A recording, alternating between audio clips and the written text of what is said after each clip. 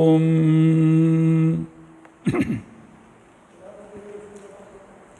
जन्माद्यस्य तोन्मयादितरतश्चार्थेष्वविघ्नेश्वरात् तेने ब्रह्महृदाय आदिकवये मुह्यन्ति यं सूरयः तेजो वारिमृदां यथा विनिमयो यत्र त्रिसर्गो मृषां धाम्ना स्वेन सदा निरस्तकुहकं सत्यं परं धीमहि सृष्टिस्थित्यप्यहेया नियतधिषतमो बन्धमोक्षाश्च यस्मात् अस्य श्री ब्रह्मरुद्र प्रभृतिसुरनरद्वीषशत्रुत्मकस्य विष्णोर्व्यस्ताः समस्ताः सकलगुणनिधिः सर्वदोषव्यपेतः पूर्णानन्दाप्ययो यो गुरुरपि परमश्चिन्तयेतं महान्तं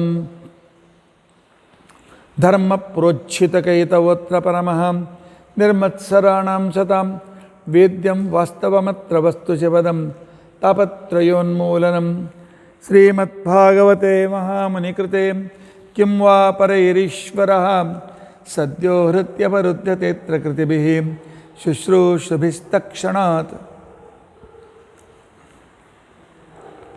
निगमकल्पतरोर्गलितं फलं शुकमुखादमृतद्रवसंयुतं पिबत भागवतं रसम् आलयं मुहुरहो रसिकाः भुवि भावुकाः अभ्रमं भङ्गरहितम् अजडं विमलं सदा आनन्दतीर्थमतुलं भजे तापत्रयापहं भवति यदनुभावादेन मूकोऽपि वाग्मी जडमतिरपि जन्तुर्जायते प्राज्ञमौलिः सकलवचनचेतो देवता भारती सा मम वचसि निधत्तां सन्निधिं मानसे च अस्मत्गुरुसमारम्भां टीकाकृत्पादमध्यगां श्रीमदाचार्यपर्यन्तां वन्दे गुरुपरम्परां विद्यायां विबुधाचार्यं वेदज्ञानाब्धिचन्दिरं दुर्मतध्वान्तमार्ताण्डं सत्यध्यानमुनिं भजे पञ्चाशद्वर्षपर्यन्तं सततं रामपूजकः श्रीसत्यप्रमोदगुरुराट् भासतां नो हृदम्बरे बन्धुस्त्वं गुरुरिष्टदैवतमिति त्वत्पादपङ्केरुहं प्राप्तं मां परिपालयेति सततं याचे निबद्धाञ्जलिः चित्तं मद्गुणदोढचिन्तनविधौ नूनं मनं मा कृथाः श्रीसत्यात्मगुरो त्वदङ्घ्रियुगलं हित्वा न मे सद्गतिः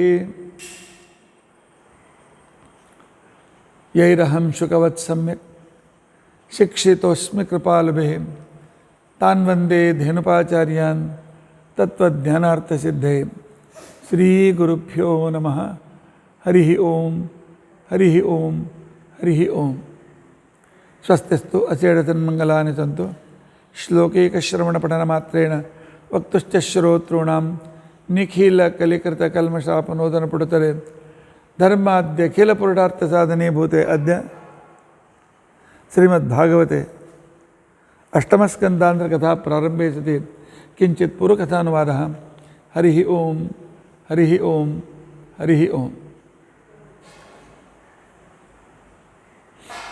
ಇವತ್ತು वामन द्वादशी आहे अर्थात भाद्रपद शुक्ल द्वादशीच्या दिवशी श्रवणा नक्षत्राचा वर श्रीहरी वामन रूपाने अवतार घेतला.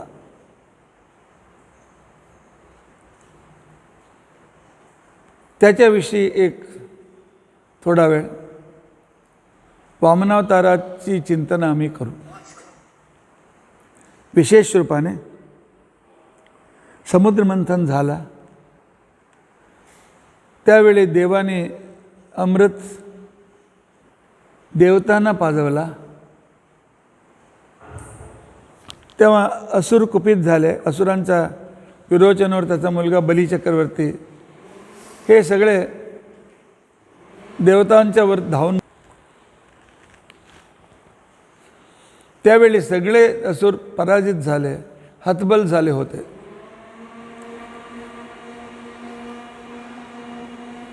आपल्या शिष्यांची दुर्गती बघून भृगुकुलोत्पन्न शुक्राचार्य आपल्या सगळ्या शिष्यांना घेऊन त्या असुरांना पुनर्दान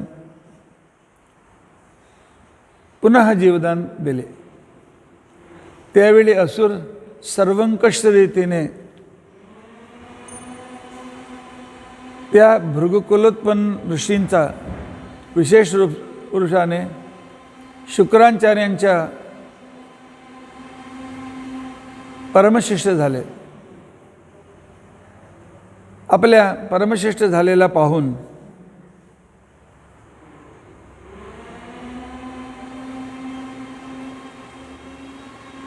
शुक्राचार्यांनी त्यांना एक विशेष रूपाने अनुकूलता करून आपल्या मंत्रशक्तीने त्यांना अद्भुत शक्ती त्यांनी प्रदान केली. तुम्हाला अमृत नाही मिळाला तर चालेल, जा आता तुम्ही इंद्रलोकावर स्वारी करा, तुम्ही जिंकणार. त्यावेळी बलचक्रवर्तीच्या पुढाकार्यात सर्व असुर देवलोकावर त्याने आक्रमण केलं. विशाल सैन्य येत आहे ते बघून इंद्राने आपले गुरु बृहस्पत्याचार्यांना विचारलं, आता आम्ही काय करू, युद्ध करू? बृहस्पत्याचार्य सांगतात, ते स्वतः असुरशक्तीने क्षत्रिय शक्तीने आले असले तर चालत होता, पण आज त्यांच्या जोडी त्यांच्या गुरु ब्राह्मण शक्ती अर्थात शुक्राचार्यांची तपशक्ती त्यांना भेटलेली आहे, म्हणून आज त्यांचा विजय होणार. तुम्ही काय करा, अनावश्यक रक्तपात नको, तुम्ही सगळे कामरूप आहात, जसा पाहिजे तसं रूप घेऊ शकता, तो इथून तुम्ही पसार व्हा आणि कुठेतरी गुप्त जगात राहा, योग्य समय बघून परत आमचे परम आराध्य देवता विष्णू तुम्हाला मार्ग दाखवतील. आल्यानंतर त्याने बघितलं कुठेही प्रतिरोध नाही, देवलोकात आरामशीर इंद्रलोक देवलोक स्वर्ग सगळं आपलं अधीन करून टाकलं. अधीन करून टाकले आणि सगळे असुर अमरावती स्वर्ग इत्यादी राहून अत्यंत भोसाभोग भोगू लागले. पराजय झाला तर काही लोकांना दुःख होतील, अस्माधान होतील, समाधान करून घेतात, पण आपल्या संतान असे अनाथ असताना कोणतीही आई सुखाने राहू शकत नाही. देवतांची आई अदिती,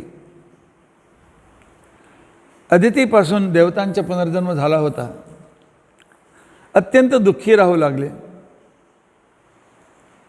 एका दिवशी त्याच्या आश्रमात कश्यप आले.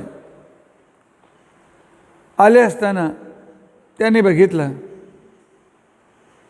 आणि सांगितलं, अदिती काही दिवसांनी मी बघत आहे, अपि सर्वे कुशलिनस्तव पुत्रा मनस्विनी, तुझे मुले अत्यंत सुखी आहेत, पण अनेक दिवसांनी मी बघत आहे तू अस्वस्थ दिसते, अस्माधानी दिसते, कसं काय? तेव्हा अदिती सांगते, काय करू, शुक्राचार्यांच्या शक्तीने असुर देवता लोकांवर विजय प्राप्त केले आहेत. माझे सगळे पुत्र आपला वेश बदलून इथे तिथे फिरत आहेत. अनाथवत फिरत असताना मुले, कोणती आई सुखाने राहू शकते?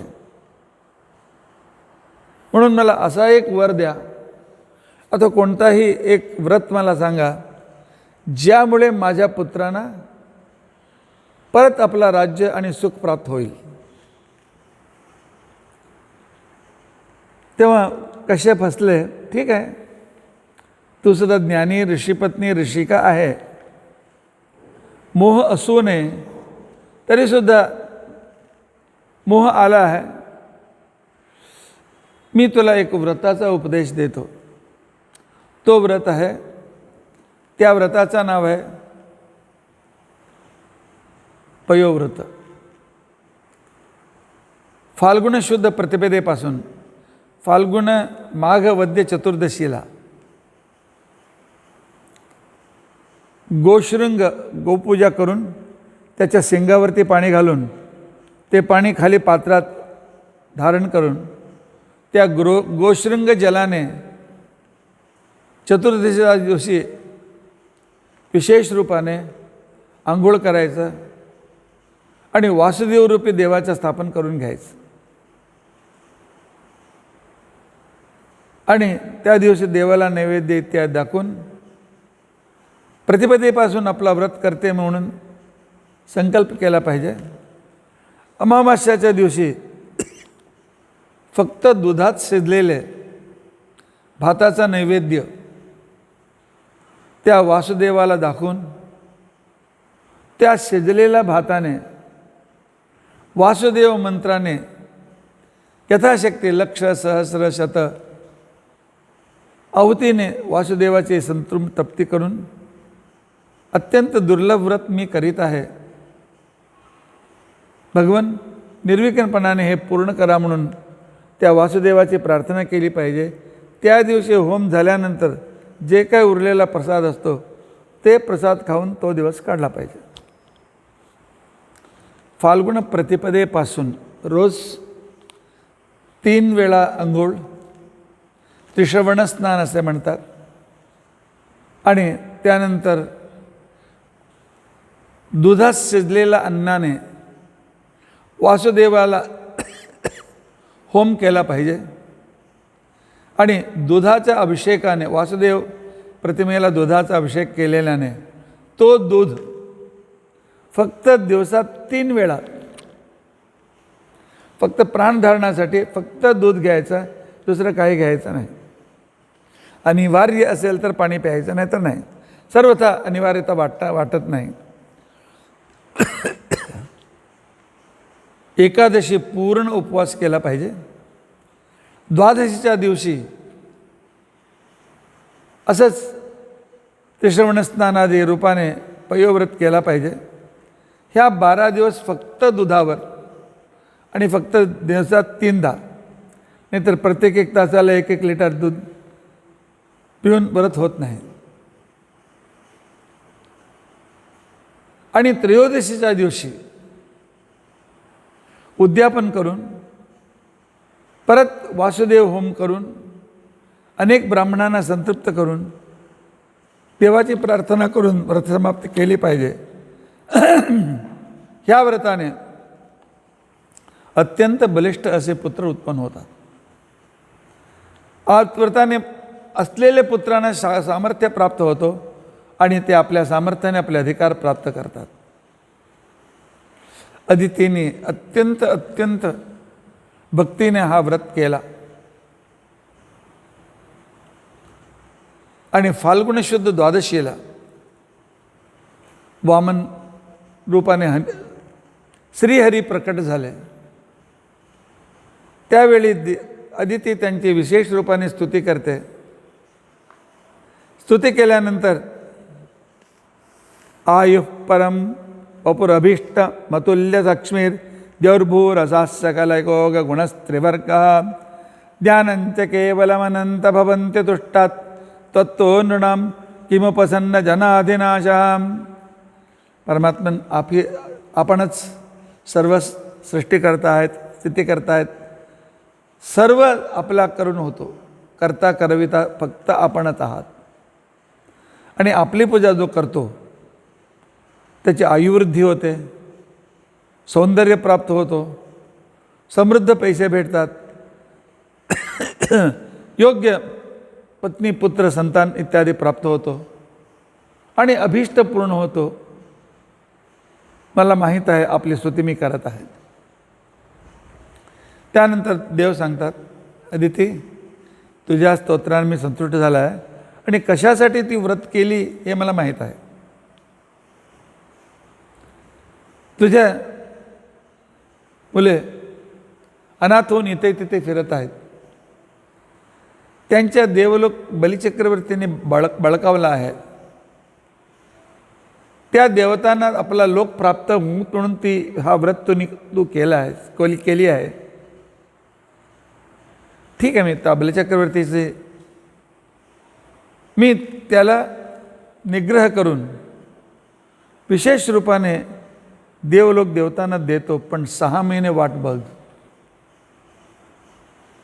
अदिती विचारते, देव तू समर्थ आहेस, सर्वोत्तम आहेस, सर्वशक्त आहेस, तुला 6 महिन्याची आवश्यकता कशाला पाहिजे? वामन सांगतात, मी एक धर्मसंकटात आहे. इतका असुर असून युद्ध करून देवलोक बळकावणारा बली माझा परमभक्त आहे. माझ्या परमभक्त असल्याने नमे भक्त प्रणश्यते हा माझा नियम आहे, व्रत आहे. मी भक्तांना मारत नाही, भक्तांना हात लावत नाही, फक्त त्यांच्यावर अनुग्रह करतो असा माझा नियम आहे. मी तो तोडू शकत नाही. पण 4-5 महिन्यानंतर तो सर्वस्व दक्षिणा या करणार आहे. जे काय आपल्याकडे आहे ते सर्व दान करून टाकायचं. त्यावेळी दान करीत करीत त्याला अहंकार येतो. आई, तुझ्यात मी अवतार घेणार आहे, पण अहंकार जिथे असतो तिथून मी निघून जातो. तो माझा भक्त हा स्थानातून पतित होतो. त्यावेळी मी त्याला योग्य जागेत पाठवून देवतांना आपला लोक मी देतो, वाट बघ म्हणून. त्या दिवसापासून 6 महिने चैत्र, वैशाख, ज्येष्ठ, आषाढ, श्रावण, भाद्रपद द्वादशी. भाद्रपद शुक्ल द्वादशीच्या दिवशी वामन प्रकट झाले. अदिती कश्यपांच्या आश्रमात शुक्लशोण संपर्क नाही, गर्भवास नाही. अनेक देवता तिथे आले. स्वतः ब्रह्मा येऊन प्रकट झाला, म्हणजे शिशुरूपाने नाही, एक 7-8 वर्षाचा बालकाचा रूपाने. स्वतः ब्रह्मा तिथे येऊन त्याचे मुंज करतात.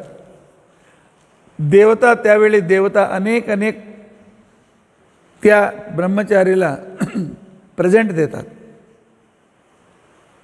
काय प्रेझेंट दिला असेल त्या प्रेझेंटाचं लिस्ट एक विशेष रूपाने मी तुला सांगतो. तर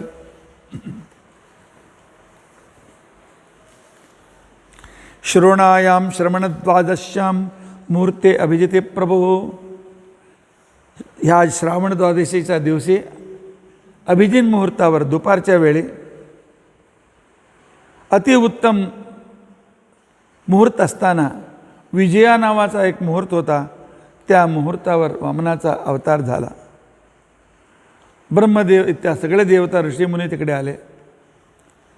त्याचा उपनयन झाला. त्यावेळी तस्योपनीयमानस्य सावित्री सविता अब्रवीत. त्यावेळी स्वतः सूर्यांतर्गत सविता रूपक देवाने विष्णूनेच स्वतःचा दुसरा रूप गायत्री उपदेश दिला. बृहस्पत्याचार्याने त्याला यज्ञोपवीत दिला. कश्यपाने त्याला मेखला दिली. दर्भाचा तो काठ्याला बांधायचा असतो. भूदेवी त्याला कृष्णार्जुन दिले. सोम त्यांना वनस्पती अर्थात दंड दिला. कौपीन आणि आच्छादन हे सर्व अदितीने दिलं. आणि ब्रह्माने कमंडलू दिला. सप्तर्षींनी त्याला दर्भ दिले. आणि सरस्वती त्याला जपमाळ दिला. हे त्यावेळी दिलेले प्रेझेंटेशन. आजच्या उपनयनात प्रेझेंटेशन देतात. अत्तराची बाटली, मोबाईल. कुठेतरी मी बघितला, त्याला इस्पेटचा सेट दिला होता. त्या आमच्या त्या ओळखीचे होते. त्यांनी सांगितलं काय काय ते प्रेझेंटेला बघा, गुरुजी येऊन बसा म्हणून सांगितलं. त्यावेळी सांगून त्यांनी त्याला असं वस्तू दिले होते तो ब्रह्मचारी केव्हा वापरू शकत नाही. आज त्याला आम्ही असंच देतो. ब्रह्मचारीला ब्रह्मचारी जे वापरतो तेच त्यांना दिलं पाहिजे. आणि तिथून वामन निघाला. त्या बलिचक्रवर्तीचा राजधानीला निघाल्यानंतर तिथे बलिचक्रवर्ती बघतो यज्ञ करीत होता सर्व दक्षिणा कयाक. एक तेजस्वी आपल्याकडे येत आहे. सूर्य उतरून आला का, अग्नीच येते आहे का, असा तेजस्वी वामन होता. जवळ आल्यानंतर बघितलं एक ब्रह्मचारी येत आहे. बलिचक्रवर्ती गेला. स्वागतं ते नमस्तुभ्यं ब्रह्मन् किं करवामते. हे ब्राह्मण वटू, तुला स्वागत आहे. तुझा हा तेज, तुझी ही तपस्या, तुझे या ब्रह्मचर्याचा तेज मी मोहून गेला आहे. आज माझा यज्ञ अत्यंत योग्य रीतीने परिपूर्ण झाला आणि तुला मी सर्वस्व दक्षिणा क्या करत आहे. जे पाहिजे सर्व मी द्यायला तयार आहे. त्यावेळी ब्रह्मचारीने सांगितलं, मी ब्रह्मचारी, मला काय पाहिजे, काय नको, असं चालो जातो. नाही नाही, माझ्याकडून तुम्ही काहीतरी घेतलंच पाहिजे. वामन सांगतो, मी जे मागतो देणार, नंतर होत नाही म्हणून सांगायचं नाही. त्यांनी सांगितलं, माझ्याकडे जे आहे प्राणपासून तर सर्व मी तुम्हाला द्यायला आहे. ते सोडून दुसरं तुम्ही मागितलं तर मी काय देऊ शकतो. ठीक आहे, मागतो, मला 3 पाद भूमी पाहिजे. म्हणजे 3 पाद इकडे इतका भूमी मला पाहिजे.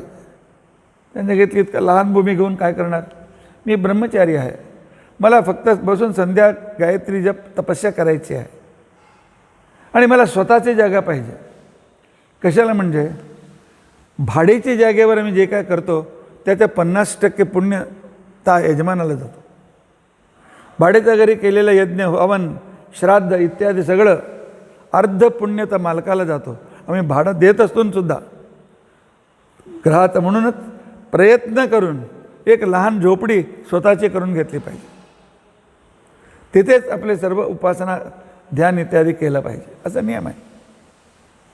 त्याने सांगितलं, हे ब्रह्मचारी तेजस्वी आहे, फार बुद्धिमान आहे, मी समजत होता, अजून लहान आहे रे तू.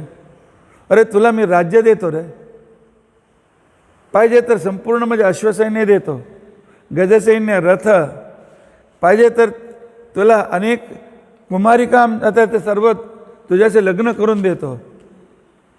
जे काय पाहिजे ते माग. बलिचक्रवर्तीकडे 3 पग भूमी मागणं हे योग्य नाही. नाही नाही, मला जितका पाहिजे तितकाच द्या. तुम्ही देता म्हणून मी घेतला तर काय करू. मास्तर सांगतात उद्या, गुरुजी तुम्हाला एक हत्ती देतो दान. ते हत्ती देतील, पण त्या रोज त्याला खायला कोण लावणार आणि त्याचा उपयोग मला काय आहे. दान द्यायचं कोणाला असेल तर त्यांना तो उपयोगात आला पाहिजे. उपयोगात येणारी वस्तू दान दिला पाहिजे. तुझे हे राज्य, संपत्ती, गिंपत्ती मला काही नको, फक्त 3 पग भूमी पाहिजे. देणार की नाही, मी चाललो. त्याने आपले पत्नी संध्यावलीला बोलवलं आणि सांगितलं, पाणी आण, संकल्प करतो. बरोबर संकल्पाच्याच वेळी आले आपण. पाणी देतो. त्यावेळी शुक्राचार्य सगळं बघत होते. त्याने सांगितलं, राजा थांब, एष ऐरोचने साक्षात दान देतो म्हणून संकल्प करू नकोस. काय गुरुजी, आपणच हे यज्ञ करून सर्वस्व दान करायला लावलं आहेत आणि आज देऊ नको म्हणतात. नाही रे, हा ब्रह्मचारी नाही, साक्षात विष्णू आहे. आणि तो जे 3 पग भूमी मागितलेला आहे ना, तो देऊ शकत नाही. कशाला, त्रिपादोस्यामृतं दिवी पुरुष सूक्तात सांगितलेलं आहे. हा 3 पगाने संपूर्ण जग व्यापार केला.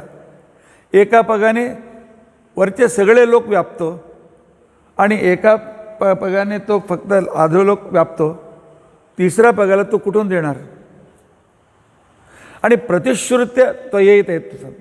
एकदा मी देतो म्हणून संकल्प केल्यानंतर दिलाच पाहिजे. काही कष्ट झाला तरी सुद्धा दिलाच पाहिजे, नाहीतर संकल्प करण्याचा आधीच विचार केला पाहिजे. तो म्हणून संकल्प तू केला आहेस, तो संकल्पानुसार तुझ्याकडून तो देऊ शकत नाहीस. म्हणून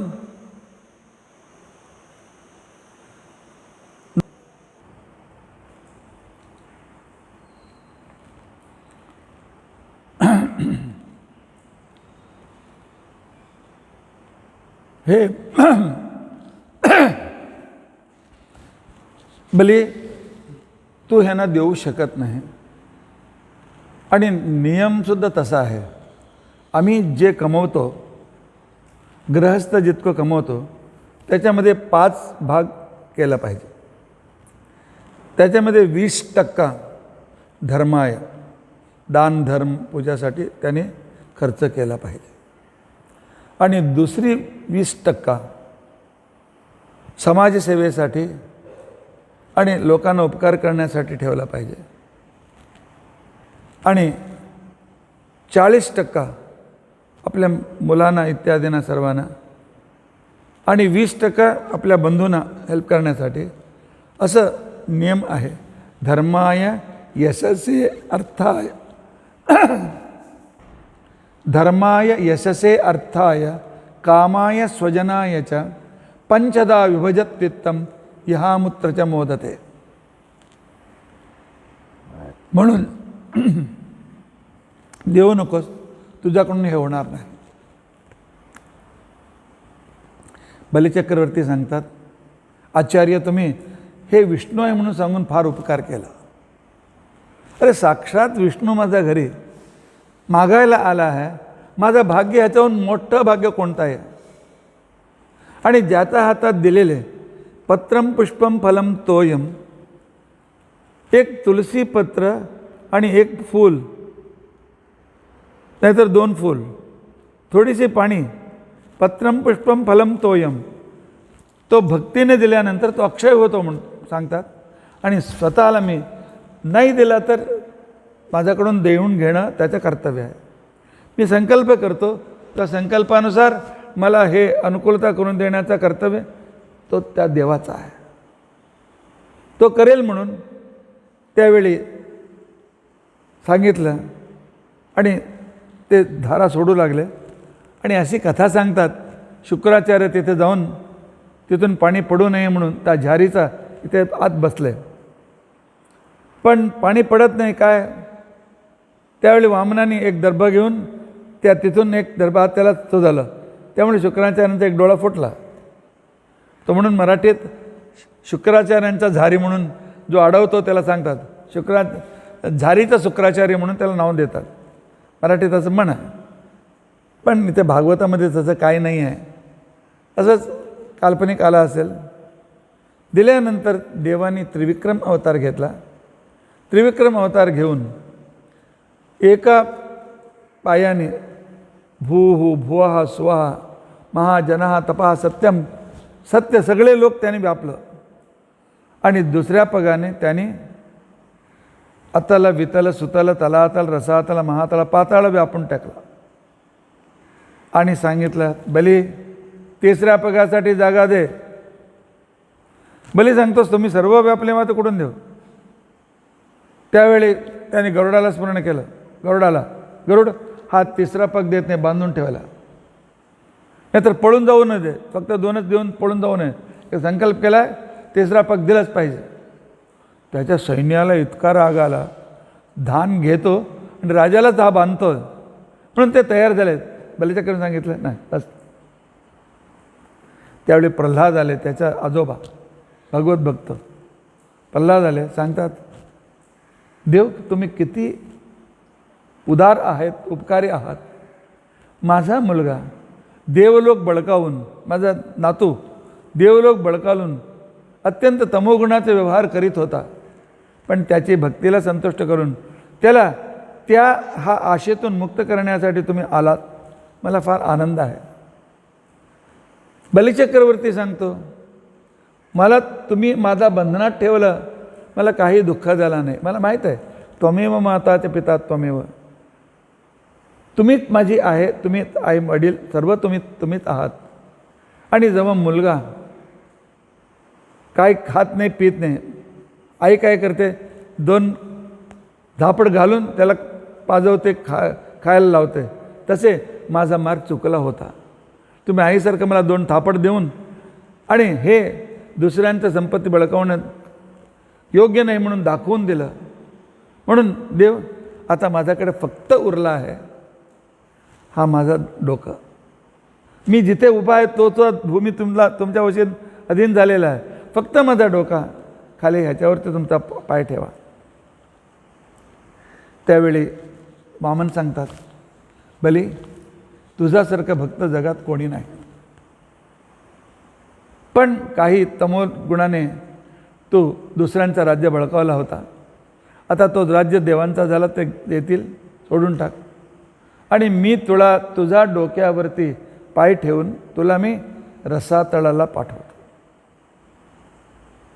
सुतल म्हणून सुद्धा काहीतरी कुठे पुराणात वर्णन आहे, काही पुराणात पाताळ म्हणून वर्णन आहे, पण अधोलोक. आणि तिथे तू राज्य कर, पण मला तू दान दिलेला तो व्यर्थ जाणार नाही. हे दान केव्हाही व्यर्थ जाणार नाही. पत्रम पुष्पम फलम तोयम यो मे भक्त्या प्रयच्छती तदहम भक्त्युपरतम अश्नामे प्रयतात्मनः म्हणून ते सांगितलेलं आहे. मी रोज तुझ्या दारातच मी राहतो. रोज तुला येताना जाताना माझा दर्शन देतो. मला दान दिलेला त्या पुण्याईने रोज माझं दर्शन, नंतर उत्तम गती तू प्राप्त करशील. म्हणून त्यावेळी त्याने गरुडाला सांगितलं बंधनात मुक्त करा म्हणून. आणि 3ऱ्या पायाने त्याला रसातळाला पाठवलं. असं वामनाचा मुख्य उद्देश होता, माणसाने दुसऱ्यांच्या अधिकारावर हात मारू नये. स्वतःचा जितका मिळकतीचा आहे त्याच्यावर सुखी राहा. जेव्हा दुसऱ्यांच्या इथे तो गुडबुड लुडबुड करतो त्याचा विनाश निश्चित आहे. पण चूक झाला तरीसुद्धा आमची मनःपूर्वक भक्ती असेल, देव तो चूक सुधारून आम्हाला योग्य मार्गावर निश्चित रूपाने आणतो. म्हणून देवावर असीमित भक्ती करत राहा. देवाची एक प्रतिज्ञा आहे, नमे भक्त प्रणश्यती. माझा भक्ताला मी नाश होण्यासाठी सोडत नाही. माझा भक्त केव्हाही विनष्ट नष्ट होऊन हा जगातून निरुपयुक्त केव्हाही होत नाही. ही माझी प्रतिज्ञा आहे, माझा संकल्प आहे. म्हणून बलिचक्रवर्तीकडून देवाची भक्ती करत असतं तर रोज त्याच्या नामस्मरणाने आपल्या संपूर्ण पाप निघून जातात. इतकंच नाही, अंत्यकाळी देव आम्हाला आपला स्मरण देऊन आमचा उद्धार करतात. आज वामनद्वादशी संक्षेपाने वामनाचं चरित्र आपण ऐकलं आणि वामनाचं स्मरण करा. वामनाचं स्मरणाने एक मुख्य उद्देश आहे, जो रोज सकाळी येऊन वामनाचं स्मरण करतो त्याला केव्हाही जेवणाची कमी पडत नाही. म्हणूनच दधिवामन स्तोत्र म्हणून आहे. ओम भूर्भुवः स्वः वामनाचा मंत्रच असा आहे, महामंत्र आहे. अन्नपते स्वाहा, अन्नपते म्हणून वामनाचं स्मरण आम्ही केलं पाहिजे.